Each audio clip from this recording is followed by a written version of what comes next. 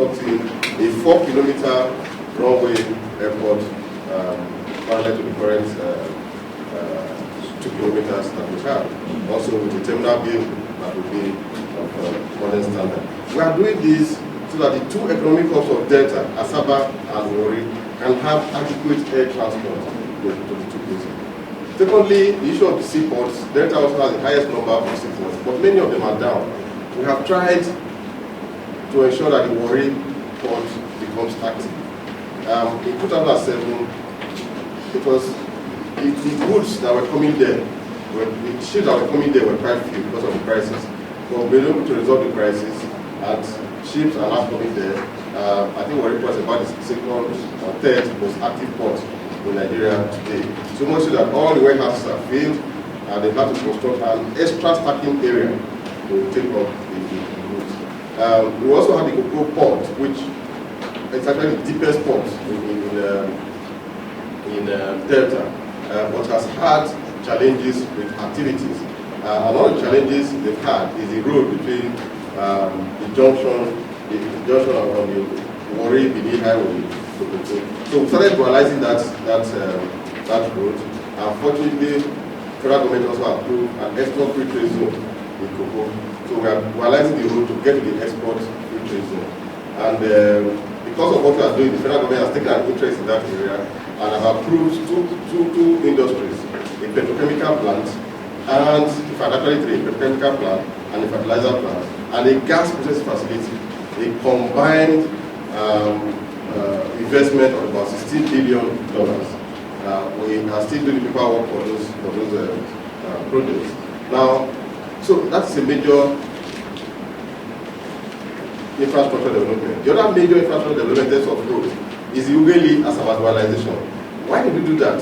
We also found that most of these Igbo traders from the market, they bring their goods through Lagos port or Port Harcourt port. And we have to go to the market to discuss with them, Yamata, the Traders Association.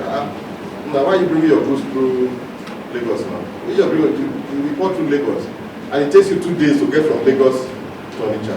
Especially that time that the road was bad, it would take about 4 or 5 days. They said, this is the port for Warri, not good.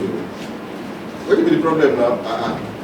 First of all, police, custom, they will charge you. You charge what they charge for them, 2 plates. Secondly, we all get good road to the bring our goods. I said, okay, for police, custom, and the other officials, we can deal with them. But for the roads, we needed to deal with it. Fortunately, the federal government is dualizing Warri, Port Harcourt Highway.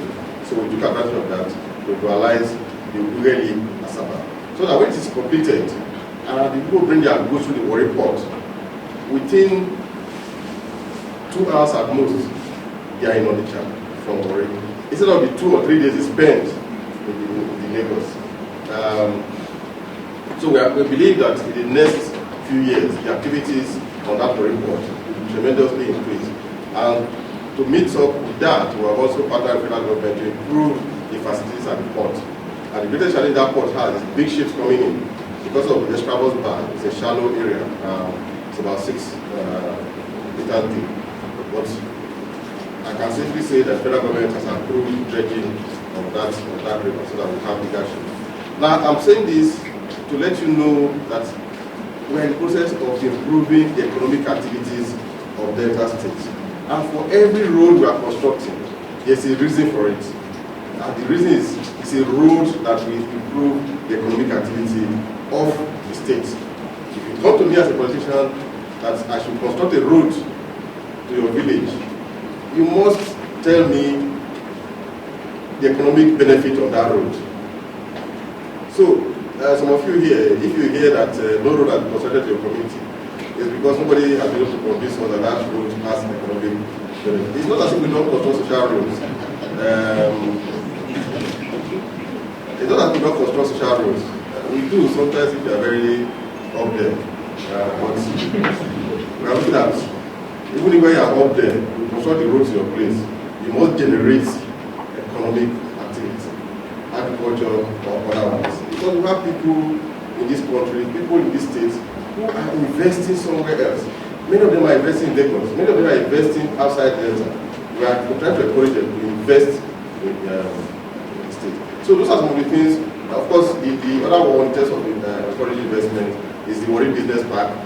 With the Warri Business Park, the co-export free trade zone, which are centers of economic activity, we hope that a lot will happen in Delta in the next few years.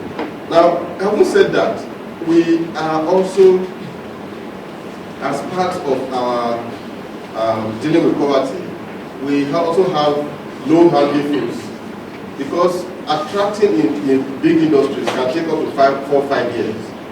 We have our low-hanging fruit, which is the microcredit scheme, which Alex has described in one situation. We also have our other social facilities, other social programs in the health sector, in the education sector, to ensure that we have a well-built-up human capacity society.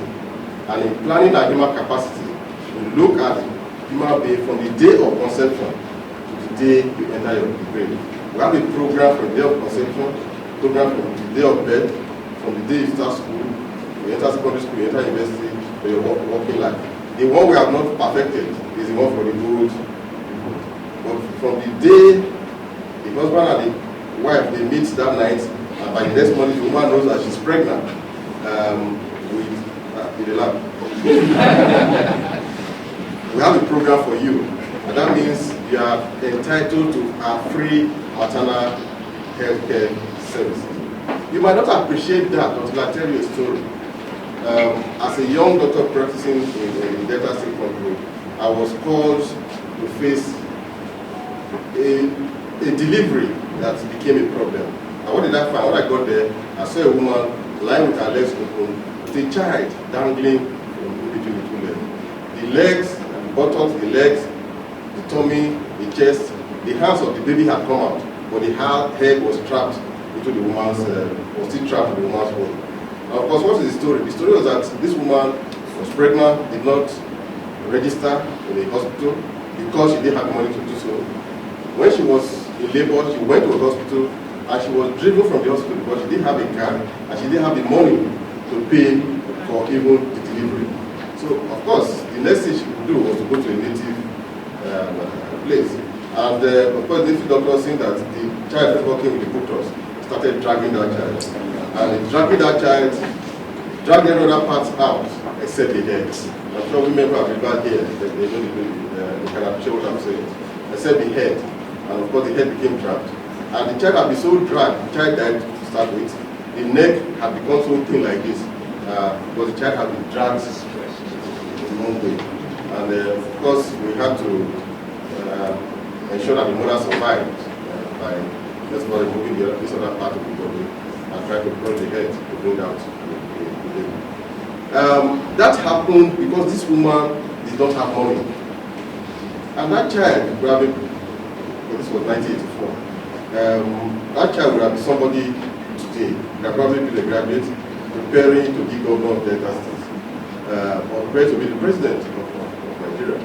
And so, when I had the opportunity, one of the first things I did was to ensure that every pregnant woman has access to a hospital. Once you get to the government hospital, you should not pay a couple.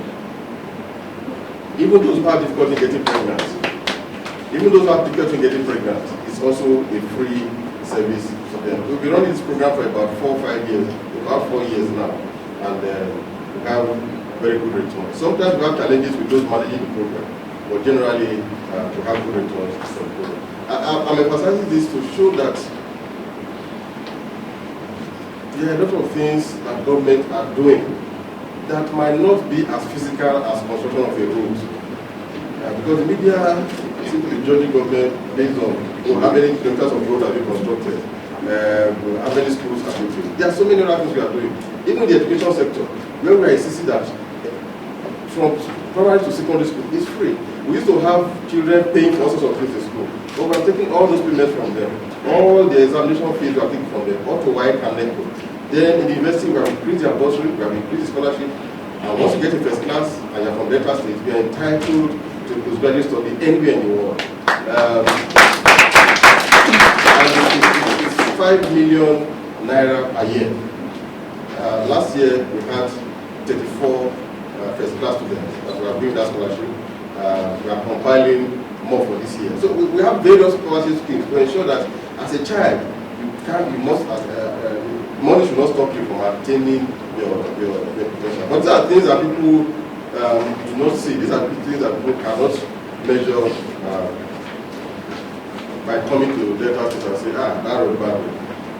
Now, having said that,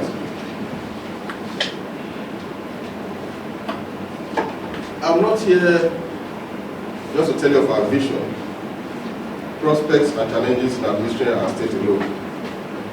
I also have the intention to discuss some of the communication challenges we face in the difficult assignment we have given ourselves. From my experience, the economic strategy we have undertaken are risky, takes time, and not often easy to communicate. I always knew that we needed to have short, medium, and long-term plans.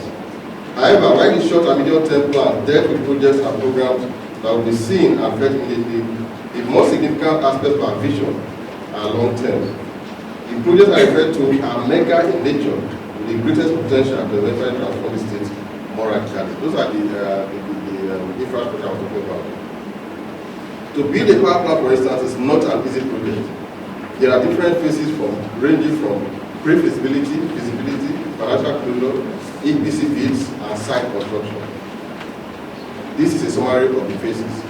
Each phase has a sub-phase activity. It's a rigid process, takes time, and has so many dependencies, some of which are not under anybody's control. It does not matter whether it's a joint venture partnership or a direct project investment by government. My experience at the launch of the Warri Industrial Park, amongst several other sites. I'll just give you an example of what happened at the Warri Industrial Park. 2 years ago, we organized a stakeholder engagement, an important step towards actualizing this project. We presented the project and asked for public input to enable the master planners and other consultants to commence initial work. We knew, and I remember distinctly informing the audience that this is just the beginning of a long process that will take years. I regret to say that I failed to lower public expectations, which expected site work to begin immediately. What happened was that we made a presentation like this, and by the next week, people were asking me, where are the bulldozers?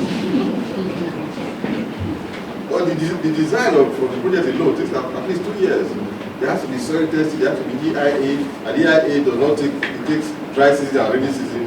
So many things are involved, even in the planning process alone.